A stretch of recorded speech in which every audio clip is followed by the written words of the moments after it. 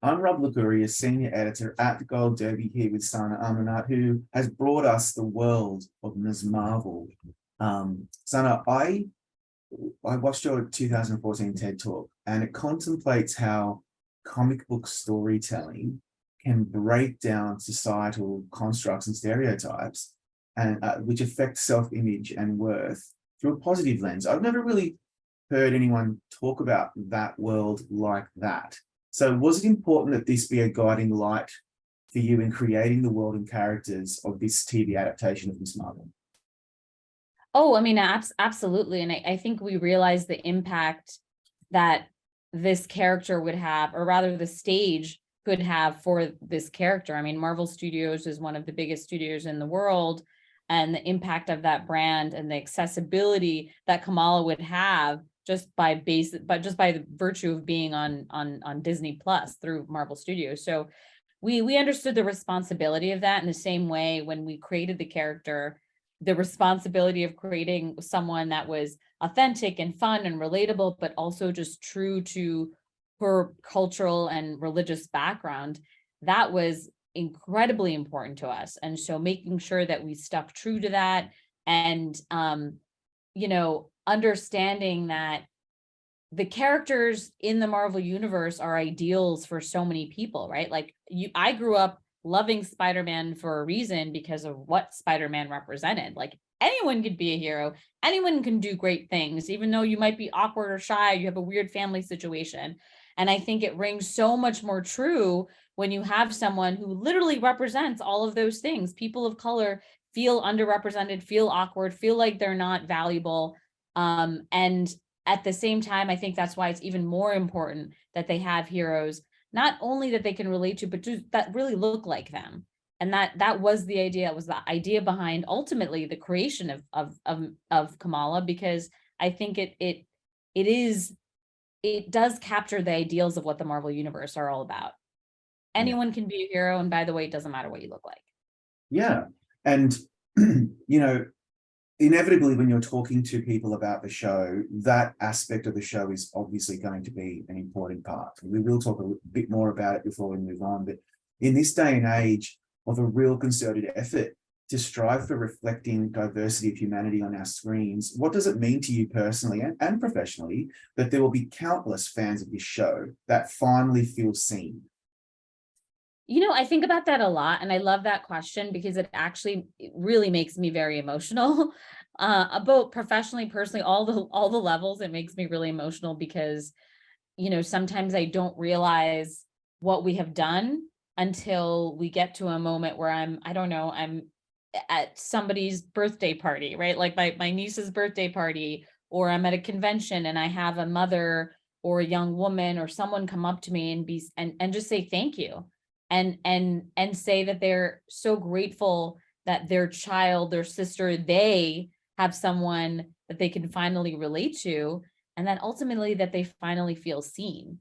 And that is really like the impact of that, and how, like, for how far reaching and how long that can affect people's lives. Like, you just don't realize it, right? When I was younger, like I did not feel seen, and I did not have, and we say this all the time, we did not have other, characters or heroes that we could look up to that look like us. And you don't realize like what that does to your psyche. I don't see myself out there, and I certainly don't see positive examples. What does that do to the rest of my life? And now I think about this next generation, and I see my nieces and my goddaughters and my, and my nephews, and what is that going to do to the rest of their lives, that they see that there is a Kamala Khan action figure out there, that those posters exist. What is that? What kind of, maybe then that chip is off their shoulder and it can really expand upon their true character, right? They can Yeah. really find their true potential without some of that weight, That's what I'm excited about. Yeah, yeah, it's so right, Sana. And like, I I don't really know how that feels. Growing up, I saw plenty of characters that looked and sound, maybe not sounded, but looked like me. There weren't a lot of Aussie superheroes, but I It's didn't the ever, coolest accent. exactly. Of course it is. So I don't really know how it feels personally, but I was always hungry for seeing other cultures and people from different backgrounds on my screens, and that's why this this point in time, and I have kids who now just see it as that's just normal, that's expected. Isn't that fascinating how we're moving in the right, we're not there yet, but we're moving in the right direction, aren't we? And you're totally right, actually. I mean, even just thinking about people who don't, who did have content for them, the fact that you can sit there and be like, I'm learning about the rest of the world. You're excited about that. You're like, oh, this is normal now, right? Like we are normalizing different cultures, and you start looking at, one, you're being educated, and then two, frankly, it's just better storytelling, right? Like, because you have different kinds of, different experiences, different POVs, different clothing, right? Different music. Right. Like one of my favorite things about the show was putting together the score and the soundtrack for the show, because it was so rich and so different. And we brought all these artists that people just don't know about, who are so great and so talented. So it's just richer, right? Like it's not, it's, it's different and it's richer, but at the same time, we're telling a classic story. So I feel like it's enriching a lot of different people's experiences. Totally. But yes, by the way, the music, all the musicians on this score that Laura Cartman brought together, I mean, she did such an amazing job on the soundtrack. I hope it wins every award under the sun, but that's a separate interview. And in fact, I've already interviewed her and I told her that myself. Okay, good. We could talk on and on about the music. I love Laura. I had the best time making it. It's so I love good. it. It's just, yeah, totally. She was a great partner. Yeah. So here's the next question about this issue is, you have made a significant impact on pop culture already in your executive leadership roles at Marvel Comics and at now Marvel Studios. And I'm curious, does that responsibility as someone who influences the culture ever weigh on you heavily? Yeah, yeah, it does. I just got stressed out. Thank you for saying that. I mean, I hope I have. I think about it as, what are the stories that I want to tell? What am I excited about? But at the same time, yeah, I mean, I think when I first joined Marvel, over 13 years ago, is it 14 years? It'll be 14 years soon. Very, very long time ago. For me, I'm like, what's the content that I'm interested in telling?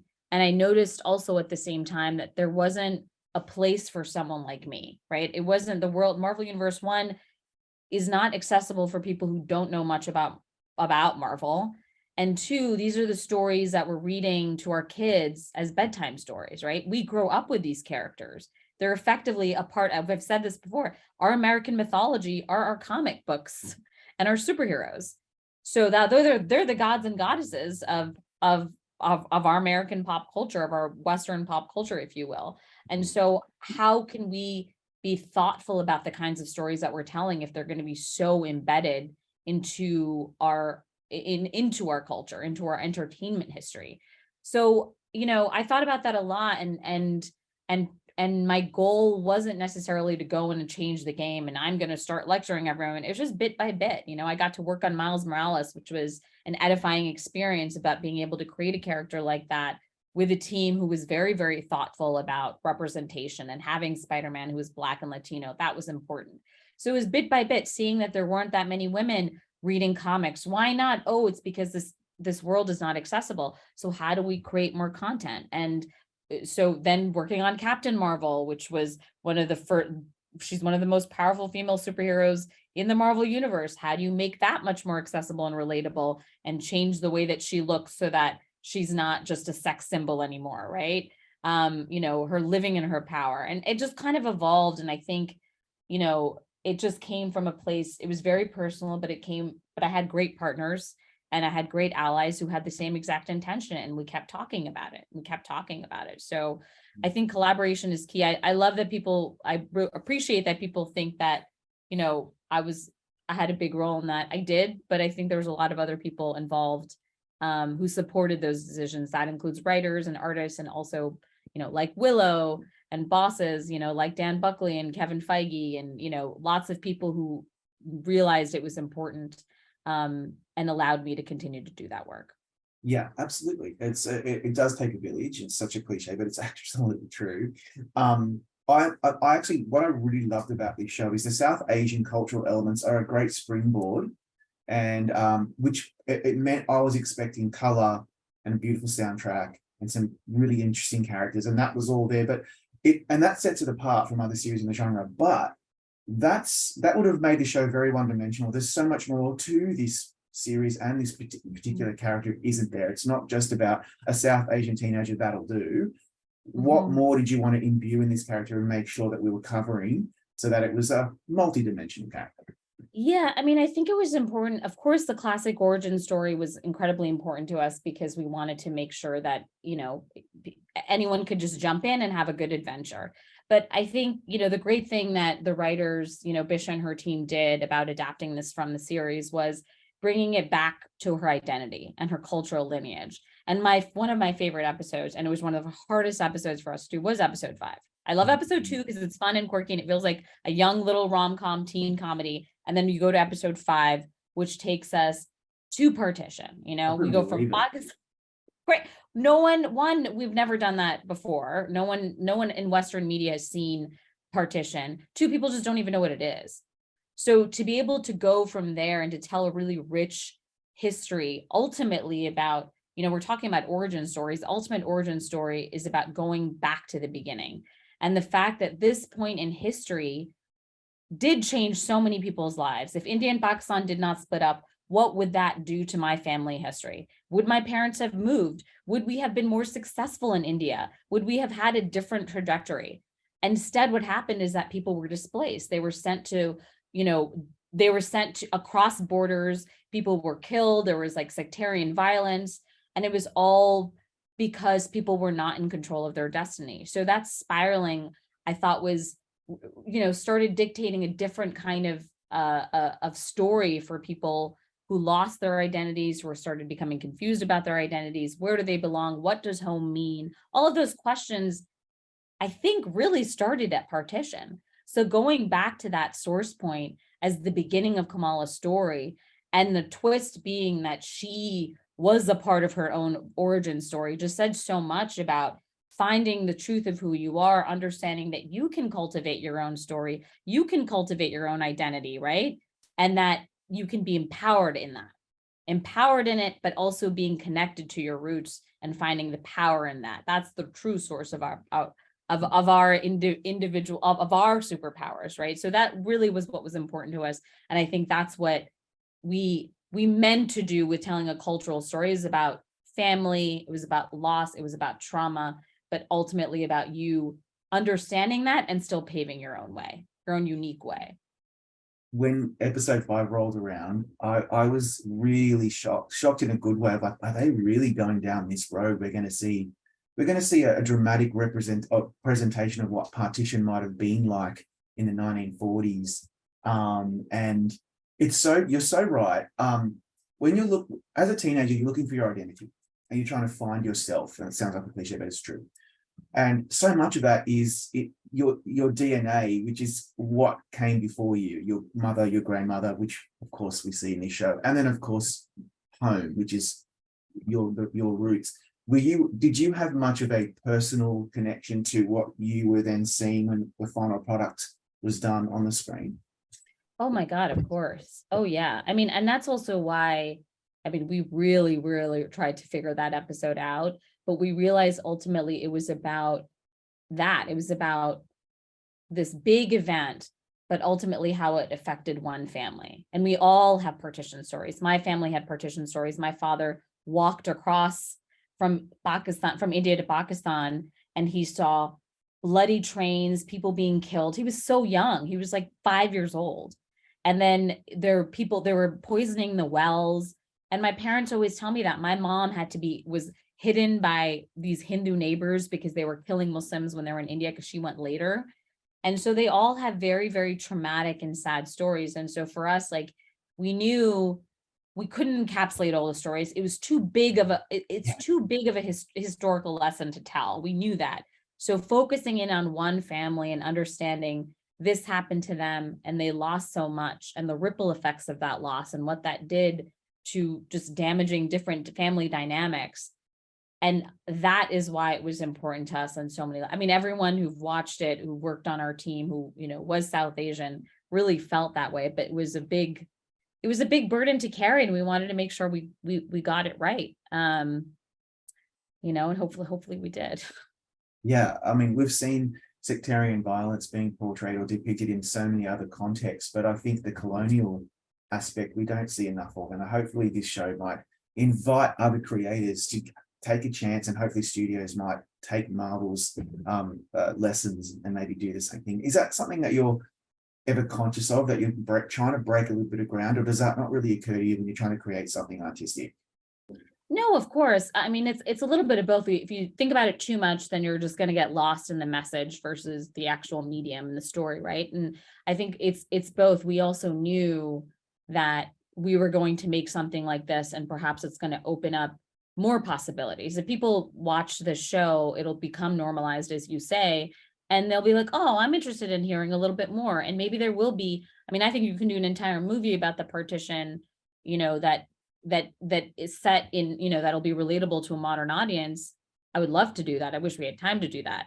But at the same time, we also just didn't want to lose ultimately that identity story, that story about the other thing I was going to say, not to make a tangent here, is that the idea of home and what home means, right? Like, I mean, people lost their homes going from partition, going from India to Pakistan and vice versa.